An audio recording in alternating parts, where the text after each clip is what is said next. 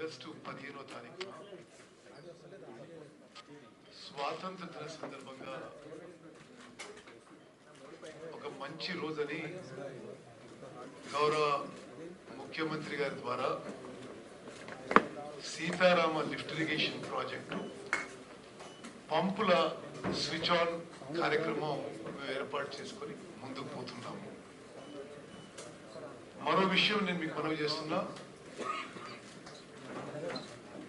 ఈ ప్రాజెక్ట్ విషయంలో కొంత బ్యాక్గ్రౌండ్, కొంత పూర్వ వివరాలు కూడా తెలియజేయాలని కోరుకుంటున్నా.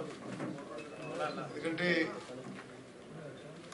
టిఆర్ఎస్ పార్టీ పెద్దలు వాళ్ళ హయాంలో ఇరిగేషన్ శాఖని, ఇరిగేషన్ ప్రాజెక్ట్ ని నాశనం చేయడమే కాకుండా మేము దాన్ని సరి చేయడానికి ప్రయత్నం చేస్తుంటే ప్రజల్లో ఒక గోబెల్స్ ప్రచారం తీసుకుపోయే నిరంతర ప్రయత్నం. నేను మళ్ళీ చెప్తున్నాను, సీతారామ లిఫ్ట్ ఇరిగేషన్ ప్రాజెక్టు 15వ తారీఖున స్వాతంత్ర దిన సందర్భంగా ముఖ్యమంత్రి రేవంత్ రెడ్డి గారి ద్వారా అక్కడ 3 పంపులు కూడా ఆన్ చేయబోతున్నాము. మేము ఈ ప్రాజెక్ట్ ని 15th ఆగస్ట్ 2026 కి పూర్తి స్థాయిలో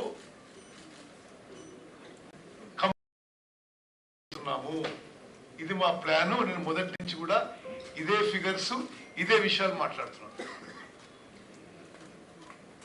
మేము డిసెంబర్ 7th 2023న ప్రమాణ స్వీకారం చేసినాం.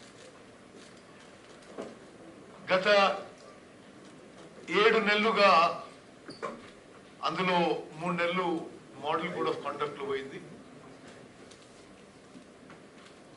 మాకున్న ఈ తక్కువ సమయంలో ఇరిగేషన్ శాఖని గాడిలో పెట్టడానికి, కొంత సిస్టమ్స్ తీసుకురావడానికి, కొంత ప్రయారిటైజ్ చేసి ప్రాజెక్ట్స్ ని ఒక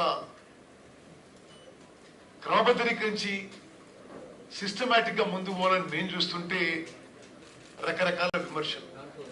మీరు ఓవరాల్ ఇరిగేషన్ సెక్టర్ ఒకసారి గమనిస్తే 10 ఏళ్ల బీఆర్ఎస్ ప్రభుత్వంలో 1.81 lakh crores ఖర్చు పెట్టి నామమాత్రం కొత్త ఆయకట్టు క్రియేట్ చేశారు. 1.81 lakh crores ఖర్చు పెట్టి నామమాత్రం ఇరిగేషన్ క్రియేట్ చేయడం జరిగింది. వాళ్ళు కొన్ని ఉదాహరణలు చూస్తే ఒక అప్రాక్సిమేట్ ఫిగర్స్ లో కాళేశ్వరం ప్రాజెక్ట్ కి 1,00,000 కోట్లు ఖర్చు పెట్టి 1,00,000 ఎకరాలు కూడా కొత్త ఆయకట్టు తీసుకురాలేదు. పాలమూరు రంగారెడ్డి స్కీమ్ కి 27,000 కోట్లు ఖర్చు పెట్టి ఒక్క ఎకరం కూడా కొత్త ఆయకట్టు తీసుకురాలేదు. సీతారామ లిఫ్ట్ ఇరిగేషన్ ప్రాజెక్ట్ కి సుమారు 7,436 కోట్లు వాళ్ళు ఖర్చు పెట్టి వాళ్ళ టైంలో టిల్ నవంబర్ 23 ఖర్చు పెట్టి ఒక్క ఎకరం కూడా కొత్త ఆయకట్టు తీసుకురాలేదు. ఎస్ఎల్బిసి టనల్ పనులు వాళ్ళ టైంలో పూర్తిగా నిర్లక్ష్యానికి గురైనాయి. డిండి లిఫ్ట్ ఇరిగేషన్ స్కీమ్ ఏమీ చేయలేదు. పాలమూరు జిల్లాలో పెండింగ్ ప్రాజెక్ట్స్ కల్వకుర్తి, నెట్టెంపాడు, మరి భీమా, కోయిల్ సాగర్ 10 ఏళ్ళు అధికారంలో ఉన్న పెండింగ్ ప్రాజెక్ట్స్ పూర్తి చేయలేదు.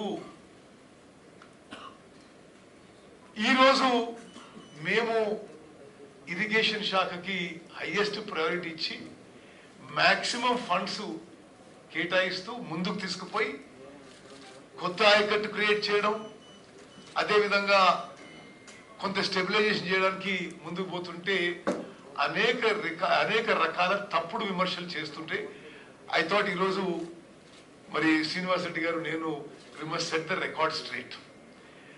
ఇప్పుడు నిన్న హరీష్ రావు గారు మాట్లాడిన విషయాలు నేను కొంత అసలు ఈ ప్రాజెక్టు వెనక్కిపోతే just put that Rajiv Sagar Indira Sagar slide. వాస్తవంగా రాజశేఖర రెడ్డి గారి కాంగ్రెస్ ప్రభుత్వంలో ఇదే ప్లేస్ లో Rajiv lift irrigation scheme and Indira Rudramakota lift irrigation scheme అని ప్లాన్ చేయబడింది. శంకుస్థాపన అయింది, కొంత పనులు ముందుకు పోయినాయి. కానీ గత బీఆర్ఎస్ ప్రభుత్వంలో కమిషన్ల కకృతి కొరకు ఆ ప్రాజెక్టులు పూర్తయితే కాంగ్రెస్ ప్రభుత్వాలకి మంచి పేరు వస్తాయని చెప్పి ఆ ప్రాజెక్టులని మార్చి రీడిజైన్ చేసి ఖర్చు 2-3 4 పెంచి పేర్లు మార్చి ముందుకు పోయిన విషయం కూడా నేను మనవి చేస్తున్నా.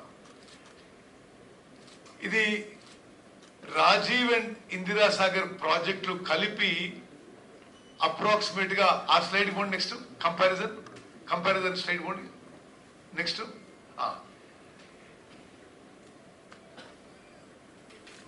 Rajiv lift irrigation scheme Indira lift irrigation scheme కలిపి 3,505 కోట్లతో పూర్తయ్యే 2 స్కీమ్స్. వీళ్ళు పెంచి 18,286 కోట్లు చేశారు. ఎట్లయితే కాళేశ్వరము 38,000 కోట్ల నుంచి రీడిజైన్ చేసి 2-3 చేసిండ్రు, దీన్ని సుమారు 4 చేసిండ్రు. అదేవిధంగా ఇరిగేషన్ పొటెన్షియల్ గత స్కీమ్ లో కూడా అంతే ఉండే, ఈ స్కీమ్ లో కొత్త ఇరిగేషన్ పొటెన్షియల్ అంతే ఉంది.